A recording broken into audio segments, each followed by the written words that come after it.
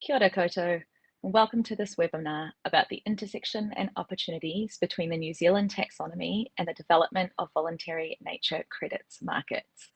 My name is Jess, and I lead the New Zealand taxonomy development on behalf of the Centre for Sustainable Finance.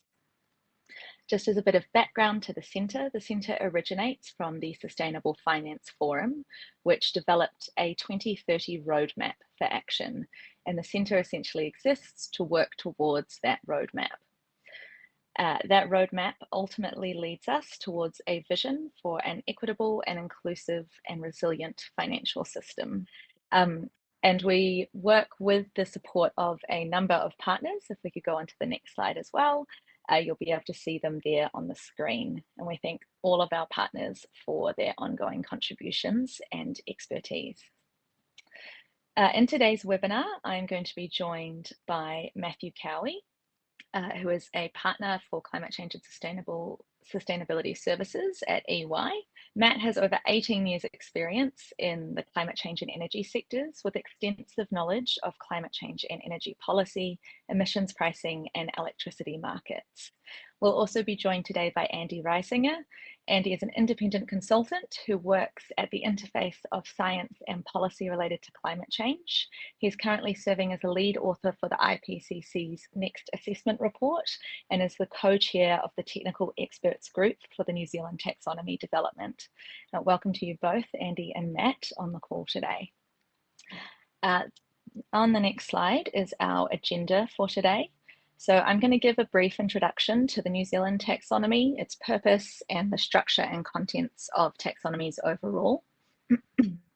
I'll then hand over to Matt, who will walk us through how the New Zealand taxonomy can contribute to the development of voluntary nature credits markets. We will then have a brief discussion with both Matt and Andy about some of the questions that have been submitted in advance by our audience and dig into some of the nuances in this conversation. So first of all, let's talk taxonomies. Next slide, please. So the purpose of the New Zealand taxonomy is to support the market to direct and mobilise capital towards these three outcomes: building a low emissions, Paris-aligned future, restoring nature, and upholding the rights and interests of Indigenous peoples of the land. And I just want to be really clear here when we talk about a Paris-aligned future, we're looking to limit warming to a livable level and avoid the worst impacts of storms, droughts, floods, pandemics, and other impacts of climate change. Next slide, please. So how does a taxonomy framework support this? Essentially, a sustainable finance taxonomy is a guide for anyone making capital allocation decisions about which activities can credibly be considered as meeting or supporting the transitions towards that purpose. So the taxonomy essentially does the legwork of looking at what activities could help achieve particular environmental outcomes, and it establishes criteria for the performance of those activities. And by doing this legwork, it provides clear, credible decision-making frameworks. This reduces the cost and the risks of decisions to allocate capital into such activities. And by reducing cost, friction, and risk, intends to make it easier for capital to flow. Currently in development are the definitions and criteria for activities that can contribute to the goals of climate change mitigation, adaptation, and resilience across the agricultural and forestry sectors. And recently announced we're beginning work on the energy sector and shortly on the construction and building sector. Next slide, please. So why does New Zealand need to build a taxonomy? Taxonomies are in development globally, with 58 jurisdictions now having them developed or in development. And this includes the EU, China, Singapore, nations across the ASEAN region. Brazil will be releasing their taxonomy at the end of this year. And in many ways, New Zealand is developing a taxonomy in recognition that we are a small and optional market for capital. And we need to be aligned with the language and the frameworks that are being used internationally. The same goes for ensuring efficient access to market for our exporters and making sure we're meeting global customer expectations, both of which are increasingly using global taxonomies to demonstrate alignment. We also don't want to have the EU or the Australian, for example, taxonomies applied here. So we're looking to develop a domestic taxonomy that is fit for purpose for New Zealand businesses. Next slide, please. So this is a map of global taxonomy development, and it's for this reason that interoperability has been a key design principle of the New Zealand taxonomy development.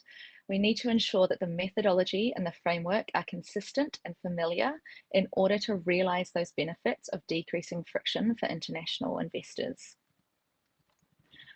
Okay, so that's a little bit about the why. If we go on to the next slide, and I'm going to talk briefly to the structure and some of the design underpinnings of developing the New Zealand taxonomy.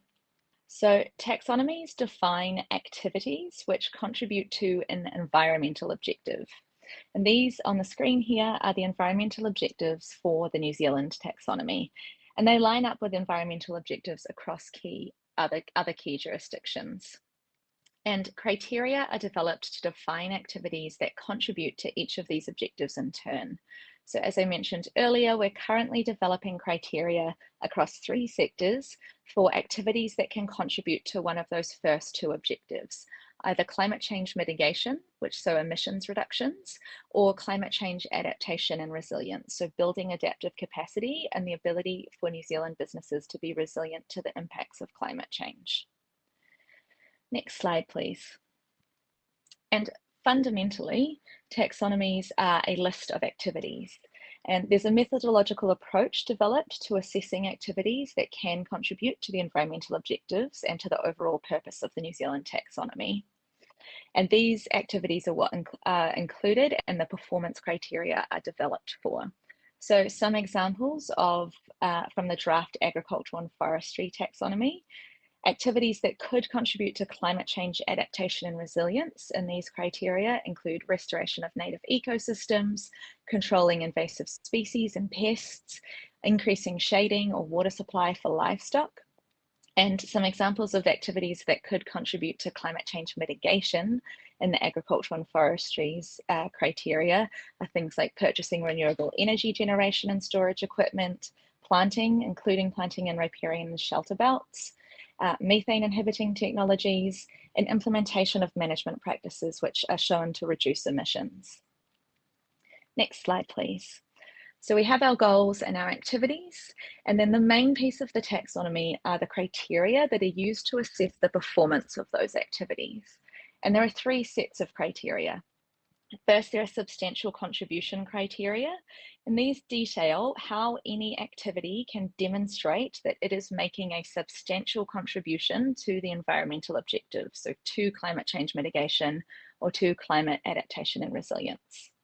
So sustainable finance taxonomies pursue that single environmental objective at a time, and is the substantial contribution criteria that drive that pursuit. Then there are do no significant harm criteria and minimum social safeguards. And both of these sets of criteria are designed to provide safeguards. So the do no significant harm criteria, they make sure that the activity that is making this substantial contribution is not causing significant negative impacts to other environmental objectives. And similarly, our minimum social safeguards ensure that the entities that are meeting minimum standards for social responsibilities, including labour rights, governance, and Indigenous rights. And this makes sure that activities that are classified as sustainable under the taxonomy are not violating social standards.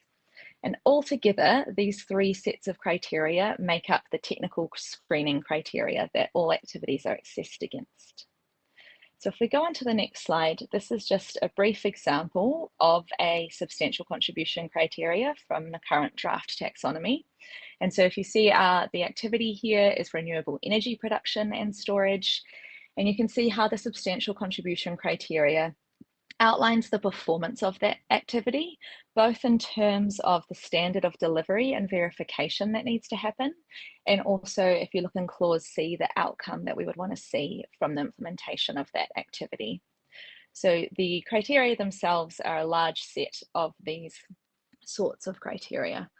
And if we go on to the next slide, this is just a diagram of the whole process. So starting from our environmental goal of climate change mitigation, we would have renewable energy generation and storage is determined to be an activity that can contribute substantially to that. We then designed those substantial contribution criteria down through the DNSH and the MSS. So it's a substantial contribution criteria driving the progress, the DNSH and MSS providing safeguards, and then an activity that has passed through all of those gates can be deemed taxonomy aligned. And just finally, if we go on to the last slide here, this is an overview of the structure for the development of these criteria. So in each sector that we're looking at, again, that's forestry, agriculture and forestry in first draft, energy sector just about to kick off, and construction and building will be starting later in the year. And in each sector, there are sector-specific technical advisory groups, or TAGs, who represent stakeholders and experts across those sectors, and they provide the technical expertise to developing the criteria. So for example, they would be determining what thresholds are appropriate for performance of particular activities. And then we have the technical experts group, the TEG, who oversee the usability and interoperability, and that the taxonomy is serving its intended purpose. The Ministry for the Environment oversee all of the work, and all of the process is reviewed by the Council of Financial Regulators at regular intervals for quality assurance. And CSF are there at the bottom providing a secretariat function. So I'll stop there. That's a bit of a whirlwind intro to taxonomies, and I'll invite Matt on to speak now about how this work can contribute to the development of voluntary nature credits markets. Thanks for the introduction, Jess. So as she introduced, I guess the topics that I'll be talking to is the relationship between the body of work that sits under the sustainable finance taxonomy and the voluntary nature credit markets themselves. And as Jess has talked through, the taxonomy provides a standardized framework for setting the expectations for the environmental performance of economic activities. And the voluntary nature credit markets is a program being run by the New Zealand government, which is focused on enabling capital flows from a broader range of sources through these type of markets. And so what we really want to understand is how are these two programs stronger together, and in particular, the contribution that the sustainable finance taxonomy makes to the development of these markets. In terms of thinking about the relationship between these bodies of work, it's useful to kind of like sort of start a little bit at the beginning of sort of what makes a successful market. And so we really need to think about quite clearly the fact that a successful market comes from supply and a demand side, and those two sides of the market sort of sitting together. I think as sort of market design people or policy professionals, it's easy to sort of focus on the supply side, and we'll talk through kind of like the relationship there. But actually, it's really critical that we also think about the demand side as well. From the supply side, the types of characteristics the types of questions we need to go through are the types of activities that are in demand and the rules or criteria that are needed. We want to think about what specific measurable outcomes that those activities generate. And then what is it that what information do the participants in that market and to external stakeholders need to see when that supply side runs. On the demand side, we need to think about who are the potential target buyers of nature credits. We need, particularly in a voluntary context, to think about what is driving them to purchase these environmental outcomes, and to think about how purchasing credits helps them to achieve their objectives, to manage their risks, or to seek or achieve opportunities that they have for themselves.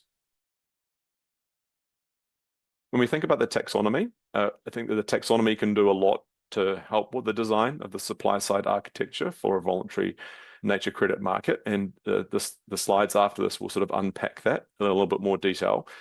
And on the demand side, that we think that the process that the taxonomy has been developed through, and particularly the extensive stakeholder engagement that's been run through that process, can help to stimulate demand for nature credits, and has the ability to help promote them to potential buyers, because some of those potential buyers were involved themselves as stakeholders throughout the process as well. So the taxonomy doesn't deliver a set of buyers to the market, but it helps make the process of demand of buyers understanding that market much smoother.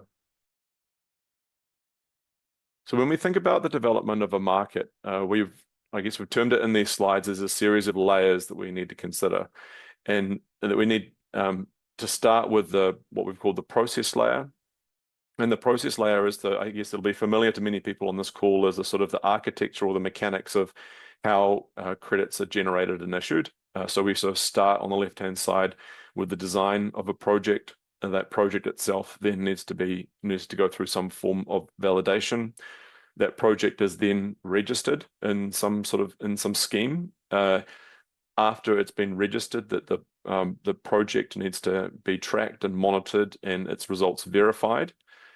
That reporting and verification process then leads to the ability to issue units from that project.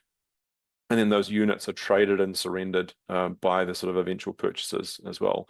And so that is sort of the process from A to F of kind of like how the project life cycle. Sitting above that is what we've called the activity layer. And the activity layer in a market defines the project eligibility and assessment criteria. And it really sort of says what is and isn't okay in that market. And it's a layer because it sort of sits across various different sort of stages in the process. So eligibility and assessment criteria feed into what types of projects can be designed and validated and registered. But those same eligibility and assessment criteria are then used in the sort of reporting and verification and issuance of credits to determine how many of these things come out as well. Most markets have some form of technology layer because there's typically a registry for these projects. That technology also sort of tracks the process or the progress of projects over time, and then can be the sort of the issuer of those credits, and it can also be the sort of a trading platform for those units, and then control the surrender of those units over time as well. And that needs to be a reliable and accessible interface for both buyers and sellers to engage with. The next layer we've called as a rules layer, and these define the sort of market rules and regulations. Who has to do what at what stage on the way through as well. And market rules are important and influence things all the way through from the design of projects through to their eventual surrender. And the last layer that we've put on this slide is the outcomes layer, and we put it on last, but we put it on top deliberately. And the outcomes layer is a really important determinant of kind of almost everything else that happens inside that market. So the market outcomes and objectives, what is that market seeking to achieve? Is it seeking to achieve additional climate mitigation? Is it, or in the case of nature, additional investments in nature over time? And so decisions made in the outcomes layer sort of flow through to lots of other parts of the market. What we're doing in this slide is we want to sort of work through a number of these different layers and to think about sort of two different sort of aspects of the taxonomy and the relationship to market development. On the left-hand side of this chart, we're trying to sort of assess the sort of overall complexity of each layer. And on the right-hand side of this table, the extent to which the New Zealand taxonomy and the development process that has been used to develop the taxonomy could be leveraged to help deliver that outcome, that layer inside the market development. So if we start with the outcomes layer, that we've assessed the sort of overall complexity of each layer against three criteria. The first is to understand how subjective that layer is. And in the case of an outcomes layer, it is highly subjective. Not everybody will label the same outcome, the same level of goodness or overall value. That level of subjectivity then basically kind of like flows through into requiring a lot of stakeholder engagement. And we can see from the taxonomy process, I'm sure Andy has a few sort of mental scars from all of the meetings involved to develop that there's a lot of development because they're really important issues that need to be worked through about sort of what is it that people are really seeking to achieve. And then I guess lastly, the last complexity criteria is around policy development workload. And where there's a lot of subjectivity, where there's a lot of stakeholder engagement required, then the policy workload that's typically involved to set this up is also high. And so for us, when we look at the outcomes layer, that leads to an overall complexity rating of high. But I guess the good news is that from the taxonomy's perspective, that we think that there's a lot of value in the work that's been undertaken inside the taxonomy development, particularly in the extensive stakeholder engagement that's been involved to inform the development of that layer for a nature market and to prioritize outcomes. When we go down now into the sort of rules layer, then all of these sort of complexity ratings that we have dropped down a level. So they're all moderate from our perspective. And the reason for that is that it's not that the rules aren't important or won't be debated by people, but it's actually that sort of having kind of like been through a lot of these big picture questions in the outcomes layer, that the rules layer is starting to respond a little bit to those decisions which have been made as well. So the questions get a little bit easier, although they're still important. And then the taxonomy itself also has them sort of can be leveraged in a moderate extent because it's identified the foundational principles on which the operating rules themselves can be built. The second to last layer that we'll consider is the technology layer. And the technology layer, with all due respect to people that are involved in creating technology solutions to deliver markets, we've rated as a lower level of overall complexity. And in a similar way that the rules layer sort of follows on from the outcomes layer, that the technology layer is, with, I guess, air quotes around it, just implementing the decisions which have been made previously about how that market needs to operate. There is still complexity around that. There's still a moderate degree of stakeholder engagement required because stakeholders will want to assure themselves that they can interact with the platform and understand what's going on and get the right information. But overall, the level of complexity is lower. And in this area, there's some value from the work that's been undertaken inside the taxonomy process by engaging technical experts and developing the taxonomy structure, because that can inform the technology architecture. But that's sort of also sort of a lower level of I guess, of transferable value. And then the last layer that we wanted to talk about was the activity layer. And this is really where sort of all the sort of levels of complexity ramp back up again, because these are the specific criteria for what projects are acceptable and the measurement criteria that need to be applied to them. And the New Zealand taxonomy can be leveraged to a substantial way for the development of these, because it's defined criteria for forestry, agricultural activities. And as Jess was mentioning, that sort of will then go on to talk about energy, construction and building activities. And as we will talk about a little bit in subsequent slides, that these definitions provide a robust starting point for the development of the market, but the taxonomy itself has not been designed as market architecture. And so the taxonomy fulfills some, but not all of the requirements that a market will need. In terms of a sort of a takeaway point from this slide, I guess we just wanted to highlight the fact that I guess the advantage, why we think there's such a sort of a strength of the relationship between these two programs of work, is that where there is a lot of complexity in terms of designing these different layers for the market, and that's around the outcomes layer and the activity layer, these are the areas where there's the most sort of transferable value from the taxonomy process that can be sort of lifted into that as well.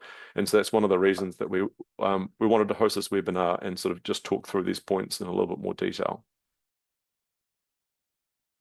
The next couple of slides have got a reasonable amount of text on them, but I guess the detail of the text at this stage is not so important. I just wanted to sort of highlight the fact that when we look at like what these markets look like in the real world, and this first example that we have is for a Florida wetland mitigation banking program, we can see that on this table that there's a number of different participants in this market, or a number of different people organizations that need to be involved in running the market. And so in the case of this market, there are project developers, there's a government authority, and there's a scheme operator.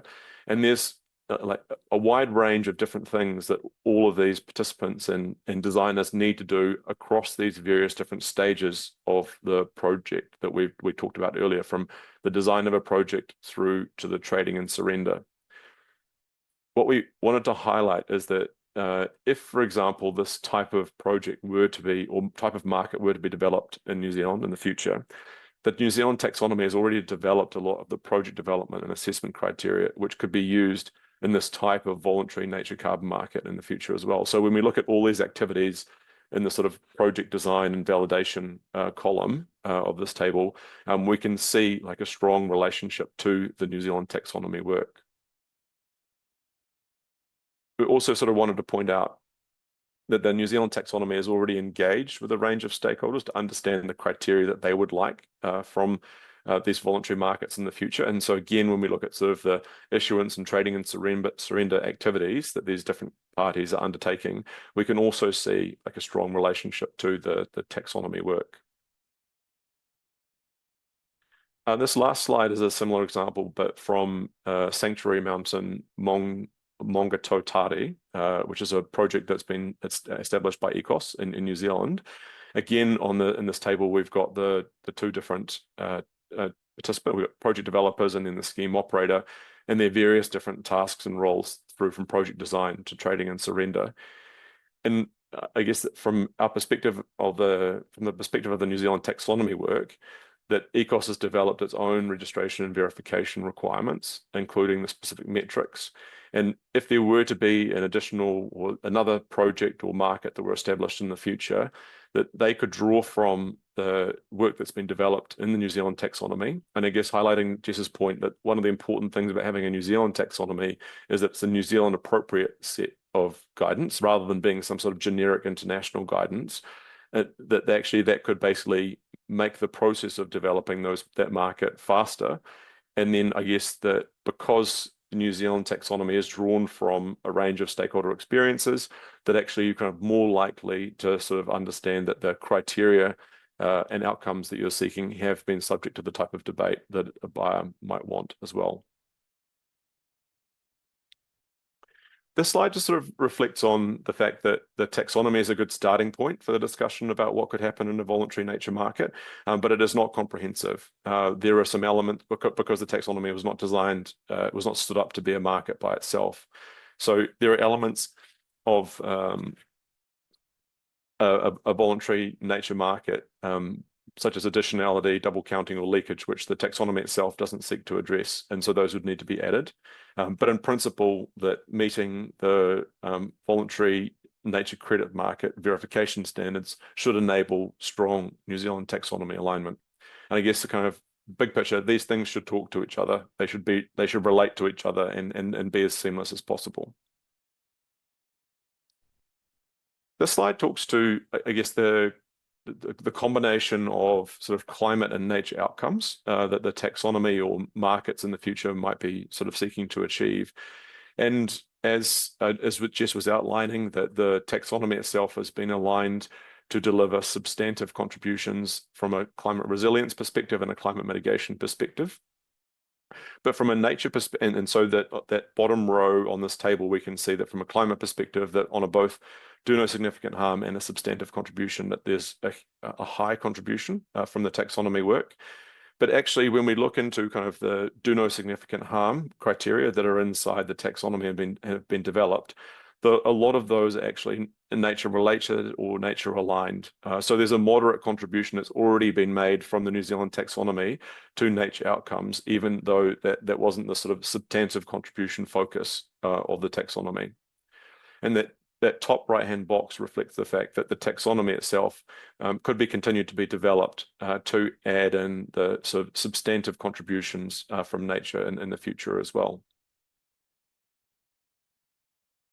And then just to kind of summarize in terms of talking about the alignment of effort between these two work programs, we really have sort of, I guess, three things that are going on. We have the government objectives in this space. We have the work to develop the New Zealand taxonomy, and we have the nature carbon markets themselves. And as we kind of have sort of talked through in a bit of detail here, the taxonomy itself was just talked to. The taxonomy supports government objectives and market development, and it provides a classification system that will help to mobilize and direct capital flows towards the types of nature and carbon benefits that the government is seeking to achieve. And then in terms of the nature carbon markets, that body of work is designed to help support government objectives to create the right conditions for investment in these outcomes, and to make sure that New Zealand is viewed as a premier destination for nature-focused activities. And then the taxonomy work provides a robust starting point to define the activities that could be used to develop these voluntary nature carbon markets, and we've unpacked those in the sort of previous slides. And just in terms of the contribution that the taxonomy is making towards government objectives around sustainable finance and voluntary markets, the taxonomy itself contributes towards 3 of the 4 principles that have been outlined and agreed by Cabinet in the role in sort of supporting voluntary nature carbon markets in terms of direction setting, which are articulating the government's position on nature carbon investment, on supporting standard setting to make sure that the standards are available to set minimum requirements for government recognition, and then supporting assurance providers by outlining the sort of requirements or the types of tests and the controls that assurance providers will be looking for in terms of understanding whether these outcomes are meeting standards. And then we have the development of nature credit markets, which the taxonomy supports. And it supports that through having undertaken extensive stakeholder engagement on outcomes, principles, and criteria.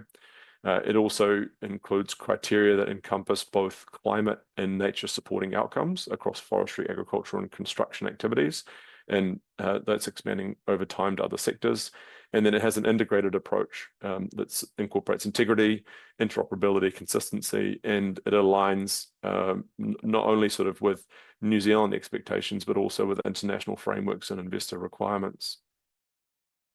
And so just, I guess, in closing, and before we sort of move into sort of panel discussion about this topic, I guess our key messages for government are that the taxonomy contributes towards a number of the nature credit market principles that Cabinet has agreed on and the government is looking for. The taxonomy itself can reduce the policy workload for ministers and officials because of the extensive debate and discussion that's occurred and the stakeholder buy-in for supporting different aspects of the taxonomy. And this would otherwise be one of the most time-consuming and contentious policy workloads for officials and I guess, and therefore for ministers as well. And in terms of potential market participants, the taxonomy itself can help raise private sector confidence in the market because it demonstrates that a range of stakeholder expectations have already been included. And it tries to sort of not only kind of like align itself with what international expectations are, but also make it locally relevant because that's the objective that was set out in terms of developing the taxonomy. So as Jess has said, we're going to move into answering some questions that have come through as well. I'm going to move off this slide of these 2 faces. And I think we're just going to go back to just having the 3 of us on the call. And thanks for everyone for taking the time to talk about this topic today. Thanks so much, Matt, and thank you for your contributions to the development of that thinking and resource as well. So we have some questions that have come in from our audience today. I should have said we've had 270 people register to join us today, so there's definitely a lot of interest in this topic. And actually, I wanted to start, Andy, by bringing you into the conversation. You are intimately across the New Zealand taxonomy development as the co-chair of the TEG. And at the risk of starting in the negative, I wanted to ask you, Matt touched on it, but could you speak to what the boundaries and limits of the alignment between the New Zealand taxonomy and voluntary nature credit markets might be, and what the New Zealand taxonomy can't do here? Yeah, sure. Thanks, Jess. I mean, as Matt outlined, the taxonomy is like a foundational building block that the voluntary nature credit markets can draw on. So that means that a successful high integrity voluntary nature credit market should be automatically aligned with the taxonomy in the sense that the taxonomy is a subset of an integrity voluntary nature credit market. The limit occurs is that the reverse isn't always true because, as Matt already said, a voluntary credit market has some additional requirements that the taxonomy was not designed to achieve. And some of those principles that are topmost of my mind, because they've been critiqued extensively in the scientific literature, are issues such as additionality, avoidance of double counting, leakage, and accountability for reversal. Those elements were not what the taxonomy is sought to achieve, but they're critical for the integrity of any market system, especially where a credit is used as an offset for an activity somewhere else. And so just one example is under the taxonomy, you could use a green loan to support the establishment of a forest that meets the do no significant harm criteria. So it's a good forest, and you can then enter that forest into the New Zealand emissions trading scheme, for example. But obviously, you can't then also use the same forest to also acquire a credit that you then sell on the voluntary nature credit market. So that additional safeguard has to come from the design of the voluntary nature credit market, and not what the taxonomy in and of itself provides. But again, the key point is there isn't, or there shouldn't be, any friction between the two. The taxonomy provides the starting point for thinking about what projects, what activities are worthy of the attention of people who then want to engage in market activities, I would say. Maybe just to add to that, I think a little bit. I think that Andy's put a point sort of speaks to this sort of importance of this question of sort of understanding what it is that the market is there for in the first place. And I think that where you have so many carbon markets or emissions focused markets are sort of set up with a sort of offsetting focus and objective, where it's kind of I've emitted something over here, and therefore I need to do something to sort of on the other side of the ledger over here, and then you get into kind of like this sort of additionality and the double counting basis as well.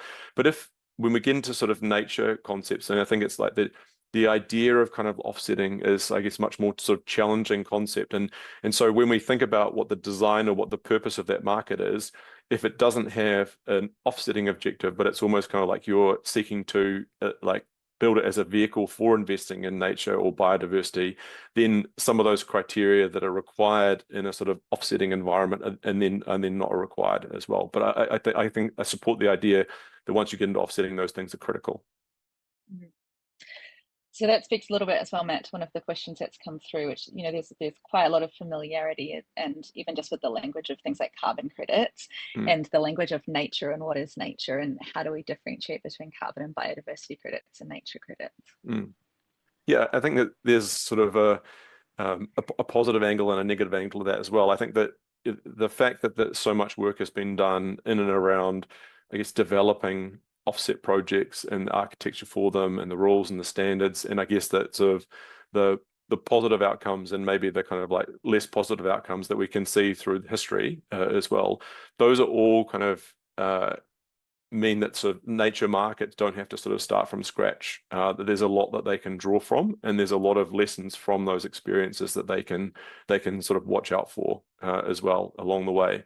I think that the sort of concept of sort of do no significant harm and the sort of minimum social safeguards is also something that's been sort of reasonably, or at least a number of people have tried to embed those in carbon project developments over time as well. So there's a lot of lessons and experiences there. I think when it comes to nature credits, that we might need to think because of I guess and Andy can probably have like half-hour explanation, because of the sort of perceived interoperability of different types of emissions over time, and we can spend some time discussing that. There's been more kind of like flexibility in terms of kind of like what different types of emissions can be offset. When it comes to nature, that's much more challenging, and so I think that we may need to think much more carefully about sort of what criteria or category of nature that we're talking about, rather than a sort of a more sort of overall emissions in general type focus. And then I think also then when we come to thinking about sort of what can be drawn from carbon markets, that we have kind of like the option, and we can see this in many nature-driven markets around the world, where sort of carbon is used as sort of the base element or the base commodity, and then sort of the biodiversity or the nature is sort of added on top as well. And that I guess creates this sort of sandwich of value, and you've got something that you can measure. I'm going to say you can measure, and Andy's going to correct us, but you can broadly get a lot closer to measuring kind of like the emissions impact from a climate perspective, and then you can add on the sort of biodiversity elements or the nature elements that you want as well. And actually that sort of combination of outcomes may make it sort of more palatable to a range of different buyers. And I think, as we kind of started off with in the slide pack, that we can spend a huge amount of time sort of discussing the minutiae of how to design the supply side of a market really well. But if no one wants to buy it, we don't know where our buyers are coming from, then that market is just not going to get off the ground. Andy, do you want to speak to a little bit some of those areas of alignment between the climate and biodiversity objectives? Yeah, I mean, as Matt said, I mean, in a way, biodiversity could be viewed as carbon plus And we talk a lot about the right tree in the right place in New Zealand, for example.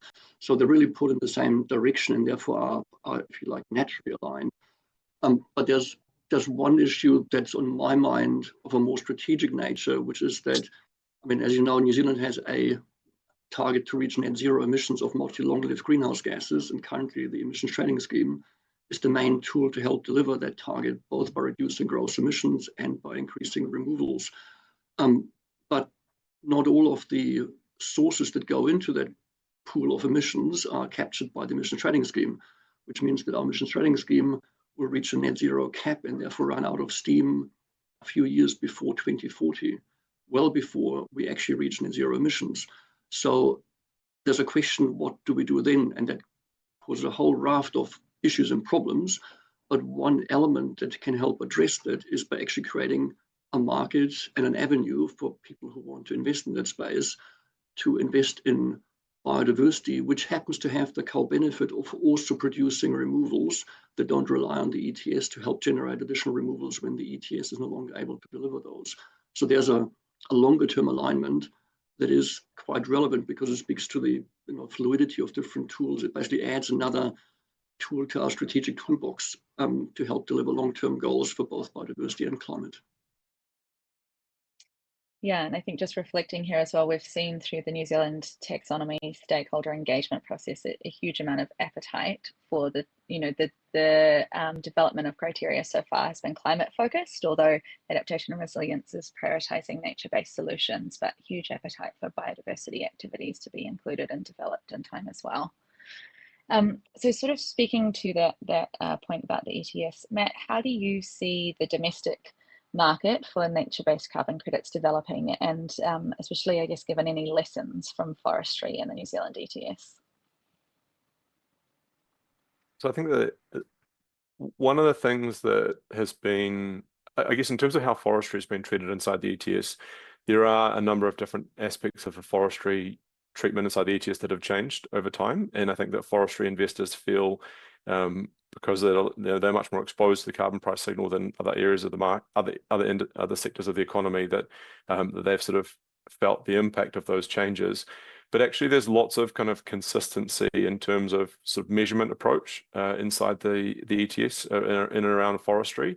And I think for many buyers of forestry credits, that they've sort of found confidence in the fact that there's sort of oversight from the government about the sort of measurement and registration, and to Andy's point about sort of no double counting, that you can't enter the same piece of land into the ETS in New Zealand twice as well. So I think there is, again, sort of mixed messages. There's some things that we should really learn from if we're developing these markets, and there's things that we should be careful of when we kind of go to the sort of learning side. And I think that's one of the purposes of this webinar and the piece of work to talk about the relationship between the taxonomy and nature carbon markets, is that we shouldn't sort of seek to sort of reinvent the wheel, and so that there's sort of many elements of, if there's work that's been done inside the taxonomy, or there's work that's been done to sort of develop voluntary carbon nature credit markets, then those should all speak to each other, and we shouldn't have like multiple different systems in different parts of the country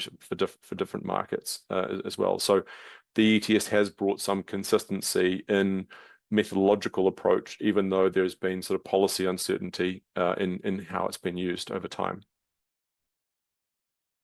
So thinking a little bit about that work that's been done so far, Andy, I know Matt spoke to it in the presentation a wee bit, but frameworks like the taxonomy are ultimately aiming to tell us what good looks like when it comes to environmental performance, especially when there might not be sort of globally accepted practice or measures. How do you see, or speaking to maybe some of those battle scars as well that Matt mentioned, how the process for developing the taxonomy has been able to work through some of that? Yeah, good question. Hasn't been that scarring a process, actually, I have to say. I mean, you're right. Ultimately, the purpose of a taxonomy is to enable basically finance that wants to support environmental and sustainability objectives to know in what direction it needs to flow to actually achieve that goal. And so it has to credibly and clearly define what that direction of flow looks like to give confidence to those who want to invest in that area. And for better or worse, it does mean that we have to make judgments about where to draw the line and what good, or I'd rather say good enough, looks like. Now, any such framework, of course, has to be informed by scientific evidence as far as possible, but it's really important to appreciate that science can only go so far. It does not provide black and white answers of what's in and what's out. So that's why, going back to sort of Matt's hierarchy of the layers, why the fundamental outcomes and principles and rules layers are really important, and which also means that the process of how you get there is as important as any claims of science-based, alignment. It's having clear principles, shared understanding of what those principles aim to achieve, to then design a methodology that can help guide further judgments as you get down into the nitty-gritty levels of the different layers. So engaging with a diverse range of stakeholders, review processes, and strong governance are all important to make sure that we sort of get to a shared generic understanding of what good looks like, so that we can then engage technical experts to put the fine tuning on that. But you can't just crank the handle on science and out comes the answer. That's the really important lesson, which is why process itself is a value added component of the taxonomy development. And so that's why in the taxonomy development, we spent a fair bit of time initially just agreeing high level principles and objectives and methodological frameworks before then embarking on the technical screening criteria that you talked about. That shared sense of purpose is really important to then guide the questions that do arise at the technical screening criteria stage. And I think the same goes, as Matt said, for designing a credible and functioning market, understanding what it is that buyers want, so it can then use that to inform and guide the more nitty-gritty questions. Is a certain performance for a project good enough to meet the objectives and the principles that the market participants want to achieve? Maybe just to add on to what Andy was saying in terms of sort of coming back to sort of lessons from the ETS, I think that one of the lessons from the ETS is that sort of, I guess, policymakers and advocates for certain outcomes have been too quick to look at the sort of lower level layers inside the ETS and seek sort of consistency in those without really kind of like going into depth about what it is that the objective is of that market and how is it what is it seeking to achieve over time. And so I think you can get a bit captured by, I guess, supply side architecture and detail and doing things inside a technology platform that everyone can interact with, and thinking that is going to be sort of a crutch for the sort of broader question as well. So I guess don't rush in would be sort of another lesson. Yeah, that's a great point, well made. And I think if anyone's interested, on the Centre for Sustainable Finance website, you'll find the report from the independent technical advisory group who did the scoping work for the taxonomy, which outlines the purpose and the principles and the work to get to agreeing those and having them in place as the sort of guardrails for decision making as we move through the wider development process for the technical screening criteria. And also on that piece about diverse perspectives, just to mention here, we've had 50 people almost across the two working groups, bringing in their different perspectives, and then another 80 plus organizations from agricultural and forestries providing feedback and technical input through the process, and then into public consultation. So there's been a lot of stakeholder engagement through the development. And I think in some ways that principles piece helps answer this next question that has come in. But I think for both of you, it's been fair to say that climate policy has been a little bit in flux. And I guess it'd be really interesting to hear, Andy, what do you think that means for the taxonomy framework, and how do you think that impacts the development of nature credit markets? Yeah, I mean, the taxonomy is not a policy instrument. I think that's really important. I think it's a much more an enabling factor on which policies can build. Like for me, a policy instrument is something that has normally some sort of lever that you can crank up or down to achieve a particular outcome. The taxonomy provides an enabling platform for finance to flow in the right direction, but it doesn't, if you like, control the flow of finance, because it's still a voluntary use of the information that the taxonomy provides. So it just ensures that finance can flow, for example, towards the objectives of the Paris Agreement to ensure a livable climate and deal with the adverse consequences that we can't avoid by reducing emissions. So it has a much more enduring and strategic role than particular policy instruments. But it does need to be complemented by policies to then drive towards specific outcomes. The taxonomy can't do it in its own right because it's, as I say, it's a foundational platform. It's not a tool that you lever up or down. And also, I just note that, I mean, it is there to support finance markets and the flow of finance towards New Zealand. And the one thing that markets hate is policy-induced uncertainty. So stability in the enduring quality of what the taxonomy provides is really important to help it deliver its objectives while enabling policies and other markets to build on it. That's my sense of that. And Matt, do you want to speak to the impacts on the development of voluntary nature carbon markets? Sorry, Sure. nature credits Sure. markets? I think that when you're sort of faced with policy flux and you have sort of a voluntary market, then I guess the sort of, maybe your sort of gut reaction would be, well, actually, we just need to develop this thing without the government because actually that's safer. And to all of Andy's points that, we're sort of seeking something that's like a long-term framework that a broad range of stakeholders have agreed on. And so if you can kind of get on without the government, then like full speed ahead. I think that the challenge of that and the kind of impact that policy can really have is on kind of like not so much on the supply side because we can sort of agree on a number of those, like the architecture for that is on the demand side. And so it's like, where in this voluntary market is this demand going to come from, and what role does government have in seeking to encourage people to invest as well? And so that's the piece that really suffers from policy flux. And I think when it comes to sort of voluntary markets in general, there's a sort of a New Zealand policy flux component to that. And I think that there's sort of a global policy flux to that as well. And both kind of have their, and we can sort of see that playing out in New Zealand. It's sort of a little bit sort of chicken and egg as to whether sort of some of the things that are happening in New Zealand would have happened without sort of like their global parent as well, and which way around did they work. So I guess in general, try and do stuff independently, because like as independently of sort of policy flux as you can, but it doesn't solve the demand side question. So we're just coming into our final minutes together here, and we've heard a number of things, I think, that are that you're thinking about in terms of how the New Zealand taxonomy work could be leveraged for supporting the VNCM work, and what might be needed, most or next to sort of support the development of voluntary nature credits markets. But is there anything else that you want to call attention to just as we close out our time together today? I'll go to you first, Matt, and see.